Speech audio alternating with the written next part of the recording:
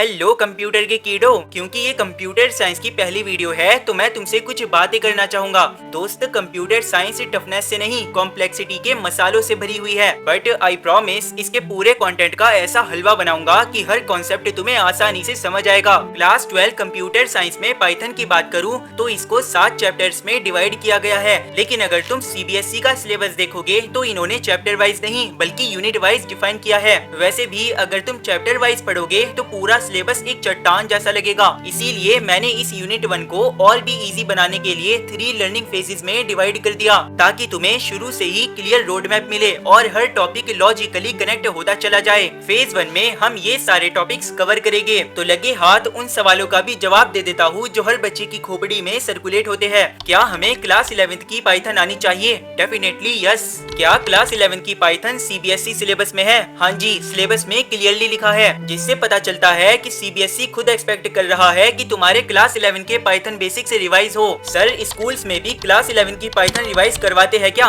देखो, हर स्कूल का अपना टीचिंग स्टाइल होता है, लेकिन YouTube और कोचिंग एजुकेटर्स जनरली इसे पाइथन रिवीजन टूर के नाम से पढ़ाते हैं। सर, क्या क्लास 11 की पाइथन 12th बोर्ड्स में आती है? डायरेक्ट क्वेश्चंस आना काफी रेयर होगा, लेकिन इनडायरेक्टली 11th के कॉन्सेप्ट्स ऑलमोस्ट हर जगह यूज होते हैं, क्योंकि फंक्शंस, वेरिएबल्स, लूप्स, लिस्ट और बाकी पाइथन के बेसिक्स के बिना क्लास 12 के टॉपिक समझना ही महाभारत हो जाएगा। सर, क्या मैं क्लास 11 की पाइथन स्किप कर सकता या कर सकती हूँ? अगर तुम्हें 11th की पाइथन ऑलरेडी आती है तो हाँ, लेकिन अगर बेसिक्स वीक है तो मेरी एडवाइस है कि बिल्कुल स्किप मत करना। और दोस्त, ये पूरी यूनिट कवर करने में लगभग 20 से 25 पार्ट्स लगेंगे, और लगने भी चाहिए। इवन सिर्फ पाइथन बेसिक्स रिवीजन में ही लगभग 2 क्लासेस लगेगी, क्योंकि ये कंप्यूटर साइंस के सबसे इम्पोर्टेंट और हाईएस्ट वेटेज यूनिट्स में से एक है, जो 70 में से 40 मार्क्स कवर करती है। आखिरी बात, यकीन मानो, जितना मैं तुम्हें कराऊंगा उतना बोर्ड्स के लिए मोर देन इनफ होगा। तुम वही पढ़ोगे जो जेन्युइनली जरूरी है।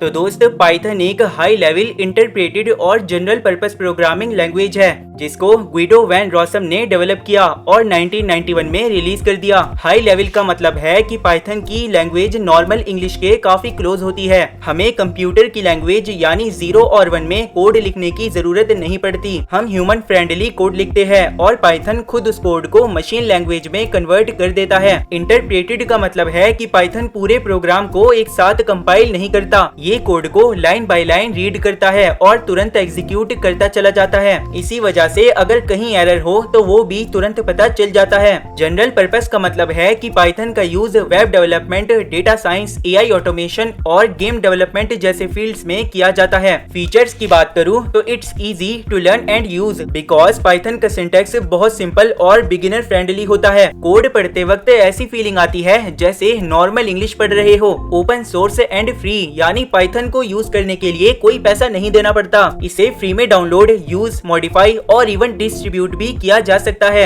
Extensive standard library means Python के साथ ढेर सारे रेडीमेड मॉड्यूल्स और फंक्शंस ऑलरेडी अवेलेबल होते हैं, इसीलिए हर छोटी चीज हमें जीरो से बनाने की जरूरत नहीं पड़ती। बहुत सारा काम पहले से ही रेडी मिल जाता है। प्लेटफॉर्म इंडिपेंडेंट मींस पाइथन का कोड अलग अलग ऑपरेटिंग सिस्टम्स पर ऑलमोस्ट सेम तरीके से रन हो जाता है, मतलब एक ही कोड को बार बार अलग सिस्टम के हिसाब से लिखने की जरूरत नहीं पड़ती। सपोर्ट्स मल्टीपल पैराडाइम्स, मतलब पाइथन सिर्फ एक प्रोग्रामिंग स्टाइल को सपोर्ट नहीं करता, इसमें 3 तरह के अप्रोचेस का यूज किया जा सकता है।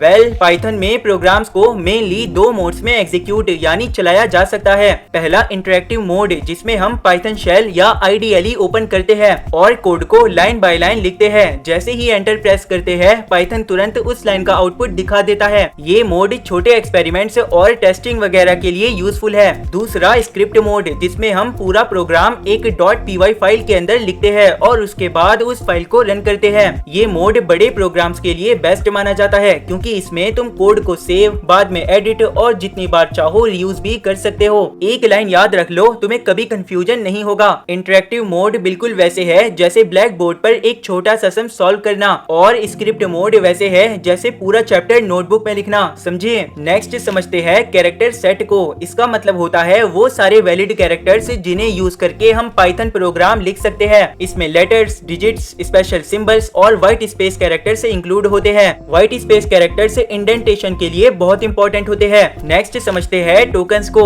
प्रोग्रामिंग में टोकन सबसे छोटी मीनिंगफुल यूनिट होती है। जैसे इंग्लिश का सेंटेंस वर्ड से मिलकर बनता है, वैसे ही पाइथन का प्रोग्राम अलग अलग टोकन से मिलकर बनता है। सो इसमें टोटल 5 मेन टाइप्स के टोकन्स है। याद रखना, वीडियो में जहाँ जहाँ ये हैंड पॉपअप हो तुम्हें उधर ध्यान देना है। टॉपिक 1 में मैं तुम्हें सिर्फ कॉन्सेप्ट्स एक्सप्लेन करूंगा, एग्जांपल्स नहीं। ऑब्वियसली यार ये 11th का टॉपिक है, इसीलिए इस पे हम ज्यादा टाइम इन्वेस्ट नहीं कर सकते। फर्स्ट कीवर्ड्स, ये वो रिजर्व्ड वर्ड्स होते हैं जिनका मीनिंग पाइथन में पहले से फिक्स्ड होता है। इन्हें हम वेरिएबल या आइडेंटिफायर के नाम के रूप में यूज नहीं कर सकते। सेकंड आइडेंटिफायर्स, ये वो नेम्स होते हैं जो हम खुद वेरिएबल्स, फंक्शंस और क्लासेस को देते हैं। थर्ड लिटरल्स, ये वो फिक्स्ड वैल्यूज होती है जो हम डायरेक्टली प्रोग्राम के अंदर लिखते हैं। फोर्थ ऑपरेटर्स, ये वो सिंबल्स होते हैं जो डिफरेंट ऑपरेशंस परफॉर्म करते हैं। इन्हें तो आगे डिटेल में भी पढ़ेंगे। फिफ्थ पंक्चुएटर्स या डेलिमिटर्स, ये वो सिंबल्स होते हैं जो प्रोग्राम की स्ट्रक्चर को ऑर्गेनाइज करने में हेल्प करते हैं। हाँ, तो अब नेमिंग आइडेंटिफायर्स के कुछ रूल्स देख लो।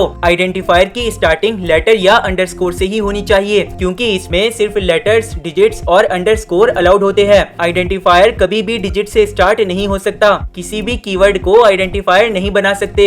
और सबसे इंपॉर्टेंट, जैसा कि पाइथन केस सेंसिटिव लैंग्वेज है, इसीलिए ऐसा नेम और ऐसा नेम 3 अलग अलग आइडेंटिफायर्स माने जाएंगे। और @, हैशटैग, डॉलर, परसेंटेज जैसे स्पेशल कैरेक्टर्स अलाउड नहीं होते। इस टेबल के वैलिड और इनवैलिड एग्जांपल्स को देख लो, तुम्हें सब क्लियर हो जाएगा। मेरी साइड से एक टिप ले लो, एग्जाम या रियल लाइफ में जब भी आइडेंटिफायर का नाम रखोगे तो हमेशा मीनिंगफुल नाम यूज करना, यानी सिर्फ XYZ लिखने से बेटर है कि student name, total marks, roll number जैसे डिस्क्रिप्टिव नेम्स रखो। कंप्यूटर साइंस में मार्क्स कटने की ये एक वजह है दोस्तों, क्योंकि ऑब्वियसली ये हरकत टीचर को किलसा सकती है। नेक्स्ट समझते हैं वेरिएबल क्या होता है। ये एक नेम्ड मेमोरी लोकेशन होता है जिसमें हम डेटा स्टोर करते हैं। अगर रियल लाइफ एग्जांपल से समझाऊं तो जैसे तुम अपने स्कूल बैग में बुक्स रखते हो, वैसे ही हम वेरिएबल के अंदर वैल्यूज रखते हैं और बाद में उस वेरिएबल के नाम से उन वैल्यूज को एक्सेस, चेंज या फिर बार बार यूज भी कर सकते हैं। पाइथन की एक बहुत अच्छी बात ये है कि इसमें डायनामिक टाइपिंग होती है, मतलब हमें पहले से डेटा टाइप डिक्लेयर नहीं करना पड़ता।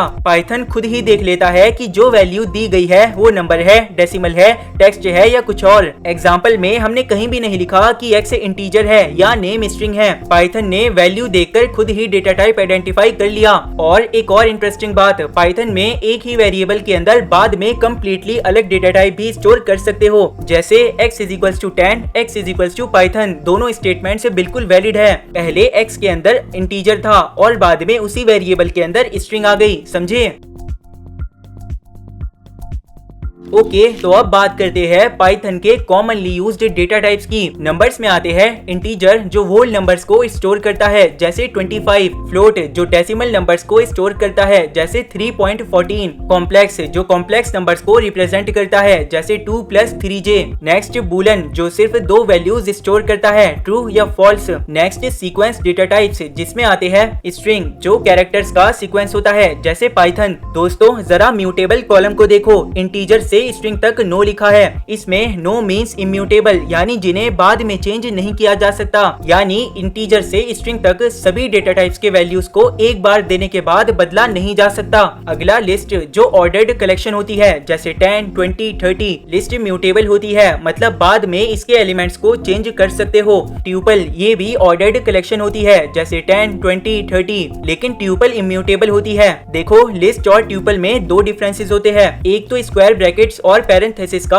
और दूसरा म्यूटेबिलिटी का। नेक्स्ट मैपिंग डेटा टाइप जिसमें डिक्शनरी डेटा को की वैल्यू पेयर्स के फॉर्म में स्टोर करता है जैसे नेम, कॉलन अमित, और डिक्शनरी म्यूटेबल होती है। लास्ट सेट डेटा टाइप जिसमें सेट यूनिक एलिमेंट्स का अनऑर्डर्ड कलेक्शन होता है जैसे कर्ली ब्रैकेट में 1, 2, 3। बाकी सेट भी म्यूटेबल होता है। एक बार रिपीट कर देता हूँ, म्यूटेबल ऑब्जेक्ट्स को क्रिएट होने के बाद चेंज किया जा सकता है जैसे लिस्ट, डिक्शनरी और सेट। इनके अंदर वैल्यूज ऐड, रिमूव या मॉडिफाई कर सकते हो, लेकिन इम्यूटेबल ऑब्जेक्ट्स को क्रिएट होने के बाद चेंज नहीं कर सकते जैसे इंटीजर, फ्लोट, स्ट्रिंग, ट्यूपल, ब्ला ब्ला ब्ला। वेल कभी कभी हमें एक डेटा टाइप को दूसरे डेटा टाइप में कन्वर्ट करना पड़ता है। इसी प्रोसेस को टाइप कन्वर्जन कहते हैं, जिसे करने के 2 तरीके होते हैं। पहला इम्प्लिसिट टाइप कन्वर्जन, इसमें पाइथन खुद ऑटोमेटिकली कन्वर्जन कर देता है जैसे 10 + 3.5। यहाँ एक इंटीजर है और एक फ्लोट। पाइथन ऑटोमेटिकली 10 को फ्लोट बना देगा जिससे रिजल्ट 13.5 आएगा। दूसरा एक्सप्लिसिट टाइप, जिसे टाइप कास्टिंग भी कहते हैं। इसमें कन्वर्जन हम खुद मैनुअली करते हैं। इसके लिए पाइथन कुछ बिल्ट इन फंक्शंस देता है। एग्जाम्पल पर गौर करो, इसमें 25 एक स्ट्रिंग थी, लेकिन इंटीजर फंक्शन की हेल्प से वो इंटीजर बन गई, जिससे आउटपुट 30 आया। नेक्स्ट आते हैं ऑपरेटर्स पर। ये वो सिंबल्स या कीवर्ड्स होते हैं जो ऑपरेंड्स यानी वैल्यूज या वेरिएबल्स पर ऑपरेशन परफॉर्म करते हैं। एग्जाम्पल में देखो, यहाँ प्लस एक ऑपरेटर है एंड ए और बी ऑपरेंड्स हैं। तो चलो वन बाय वन क्विकली सारे ऑपरेटर्स देख लेते हैं। अरिथमेटिक ऑपरेटर्स मैथमेटिकल कैलकुलेशंस के लिए यूज होते हैं। इसमें याद रखना, डिवीजन ऑपरेटर हमेशा फ्लोट वैल्यू रिटर्न करता है, चाहे आंसर पूरा नंबर ही क्यों ना हो। जैसे प्रिंट 10 डिवाइडेड बाय 2 से आउटपुट आया 5.0, ना कि सिर्फ 5। नेक्स्ट, रिलेशनल ऑपरेटर से दो वैल्यूज को कंपेयर करते हैं और रिजल्ट में ट्रू या फॉल्स रिटर्न करते हैं, जैसा कि तुम एग्जांपल में देख ही सकते हो। नेक्स्ट, लॉजिकल ऑपरेटर से मल्टीपल बूलियन कंडीशंस को कंबाइन करते हैं। एंड तभी ट्रू होता है जब दोनों कंडीशंस ट्रू हो, और तब ट्रू होता है जब कम से कम एक कंडीशन ट्रू हो। नॉट किसी भी कंडीशन का अपोजिट रिजल्ट दे देता है। अगला, असाइनमेंट ऑपरेटर्स, जो वैल्यूज असाइन करने या एग्जिस्टिंग वैल्यू को अपडेट करने के लिए यूज होते हैं। एग्जाम्पल, x प्लस इक्वल्स 5, इसका मतलब हुआ x is equals to x plus 5। ये शॉर्ट फॉर्म्स स्पेशली लूप्स और प्रोग्रामिंग में बहुत यूजफुल होती है। नेक्स्ट, मेंबरशिप ऑपरेटर से चेक करते हैं कि कोई वैल्यू किसी सीक्वेंस के अंदर प्रेजेंट है या नहीं। एग्जाम्पल देखो, दोनों स्टेटमेंट्स का आउटपुट ट्रू ही आया। लास्ट, आइडेंटिटी ऑपरेटर से वैल्यूज कंपेयर नहीं करते, ये चेक करते हैं कि दो वेरिएबल से सेम मेमोरी ऑब्जेक्ट को रेफर कर रहे हैं या नहीं। एग्जाम्पल में A इज B ट्रू, क्योंकि दोनों सेम ऑब्जेक्ट को रेफर कर रहे हैं। A इज C फॉल्स, क्योंकि वैल्यूज सेम होने के बाद भी मेमोरी ऑब्जेक्ट अलग है। और A double is equals to C true, क्योंकि वैल्यूज सेम हैं। इसीलिए एक इंपॉर्टेंट डिफरेंस हमेशा याद रखना, double is equals to values compare करता है, इज मेमोरी रेफरेंस यानी आइडेंटिटी कंपेयर करता है। अब मान लो एक एक्सप्रेशन में मल्टीपल ऑपरेटर से एक साथ आ गए, तब पाइथन कैसे डिसाइड करता है कि पहले क्या कैलकुलेट होगा? उसके लिए होता है operator precedence. Example, result is equals to 10 plus 5 multiplied by 2। Print result से आउटपुट 20 आया, क्योंकि मल्टीप्लाई ऑपरेटर की प्रेसिडेंस प्लस से ज्यादा होती है। इसीलिए एक्सप्रेशन में पहले 5 इंटू 2 इज इक्वल्स टू 10 और उसके बाद 10 प्लस 10 इज इक्वल्स टू 20 हुआ। ऑपरेटर प्रेसिडेंस का ऑर्डर हाईएस्ट से लोएस्ट तक कुछ इस तरह होता है। और अगर कभी भी प्रेसिडेंस को लेकर कंफ्यूजन हो तो टेंशन लेने की जरूरत नहीं, बस पैरेंथेसिस लगा दो। पाइथन हमेशा पैरेंथेसिस के अंदर वाली एक्सप्रेशन को सबसे पहले इवेल्युएट करता है, समझे? देखो, जितना तुम्हें समझ आ रहा है ना, उतना काफी है। टॉपिक 1 में हर चीज में घुसने की जरूरत नहीं। तो मिलूंगा तुमसे नेक्स्ट वीडियो में। लाइक और सब्सक्राइब कर देना। कोई डाउट हो तो इंस्टाग्राम पे पूछ लेना। प्यार मोहब्बत में होता है घाटा। सलाम, नमस्ते, बाय बाय, टाटा।